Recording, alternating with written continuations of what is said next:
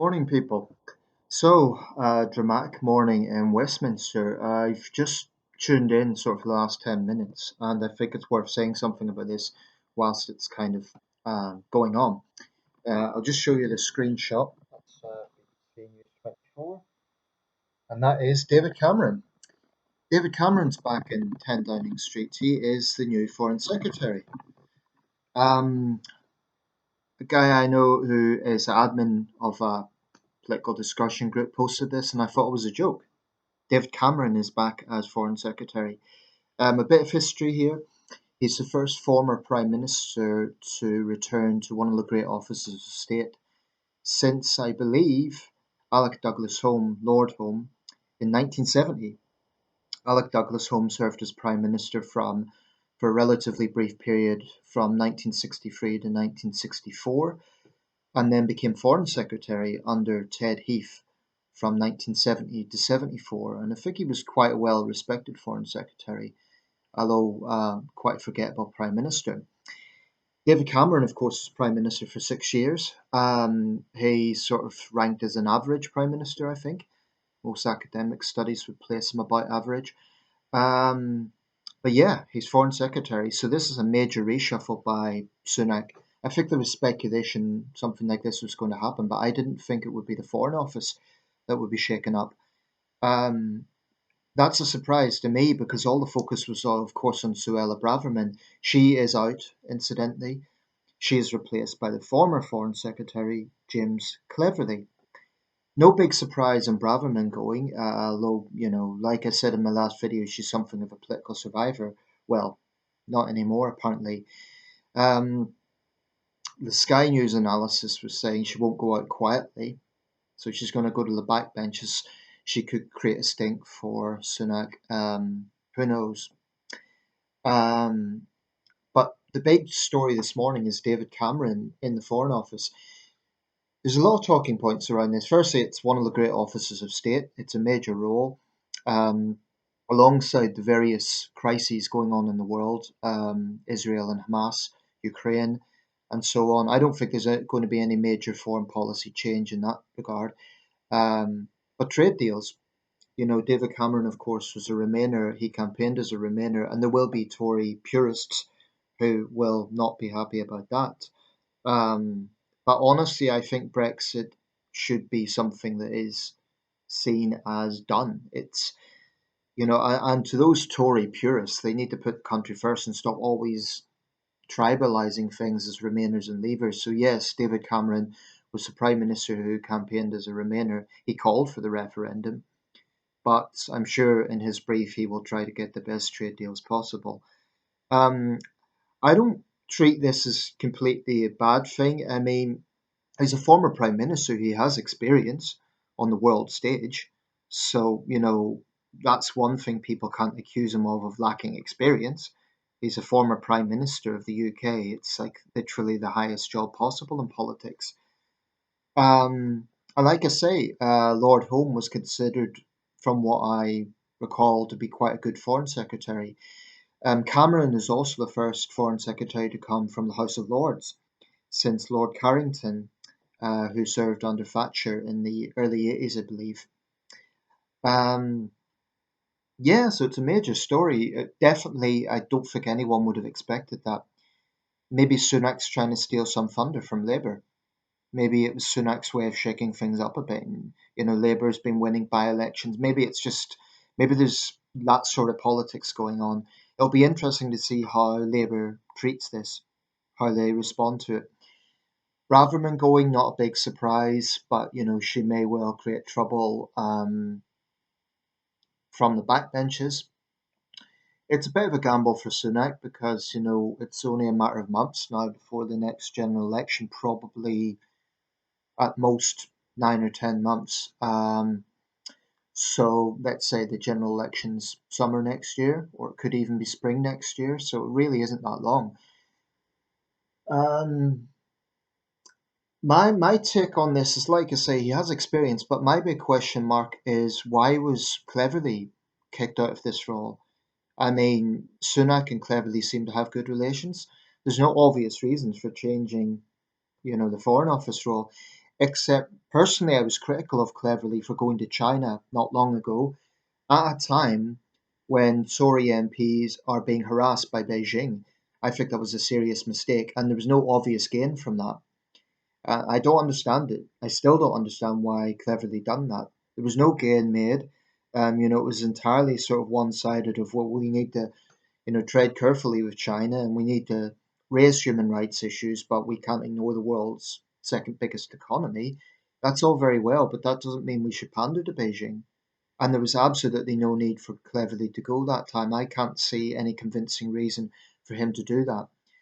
Um, I hope Cameron takes a harder line with China, but that's one of the major flaws of his premiership.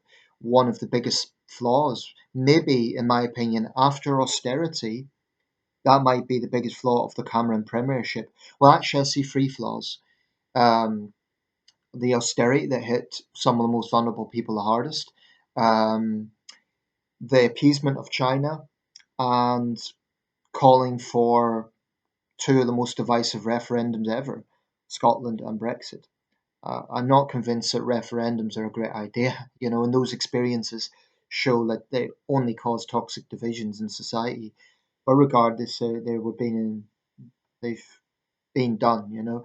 But and for a lot of Remainers, they will blame David Cameron, even though he campaigned for Remain, for the fact that we are now outside the EU.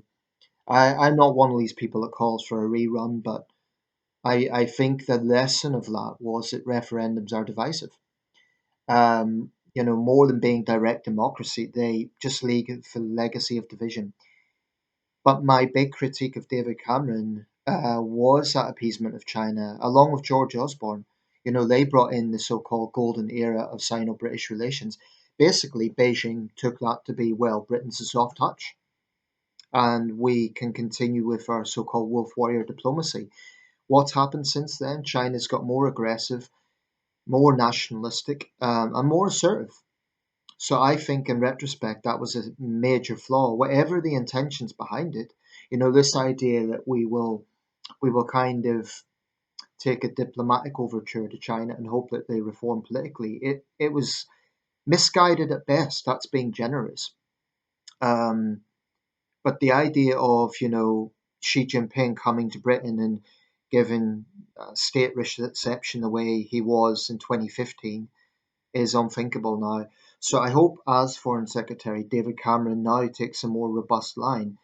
Um, if he were to take the same stance as James Cleverly, I'm very critical of Cleverly for visiting China that time. And yes, he's criticised the human rights issue, but it's dealing with the likes of China. I don't think you can give them any ground. I think China sees us as a soft touch.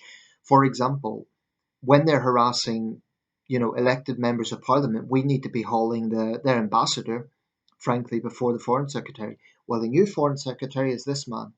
So if this continues, if Tory MPs continue getting harassed by Beijing, frankly, I think David Cameron needs to summon the Chinese ambassador.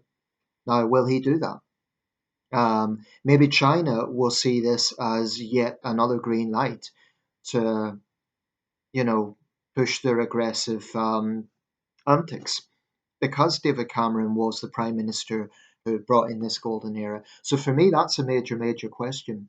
I'm not really concerned about Russia and Ukraine because I think there's a consistency in government and indeed the opposition. I'm not too concerned about that. I'm sure David Cameron will do the right thing there. But China is a big question mark for me, because I remember his time as prime minister was far from impressive on this. To be fair, he wasn't the only prime minister who appeased China, but he did. And that's my big question about his new role as foreign secretary. But he has experience, and this is a major surprise. I think. I mean, I don't think there was any speculation that there was going to be a turnaround at the Foreign Office. I think all the focus was on the Home Office. What can Cleverly do in the Home Office? I mean, he will probably be surprised by the role. He's a former soldier. I don't know. There's not much to say about it. Time will tell. Probably, I imagine he'll be more diplomatic than Braverman. I don't think he's as ambitious. I think he's more cautious with his words. Maybe that's a good thing. Maybe that's why Sunak's Sunak's brought him in. There will be some who will, point out that the four great offices of state are now all held by men. Sunak, Cameron, Cleverly, and Hunt, the four great offices of state. Now, personally, I don't think there should be much read into that because the way British politics is, women will, they'll always be in top roles. It will just be, at this particular point, that's not the case. But, you could be absolutely sure there will be feminists today that will read into that and try to make something of it. Um, Time will tell what happens here, but big day in politics. I'll probably comment more on this later. One more thing, incidentally, about Suella Braverman. I didn't mention this in my last video.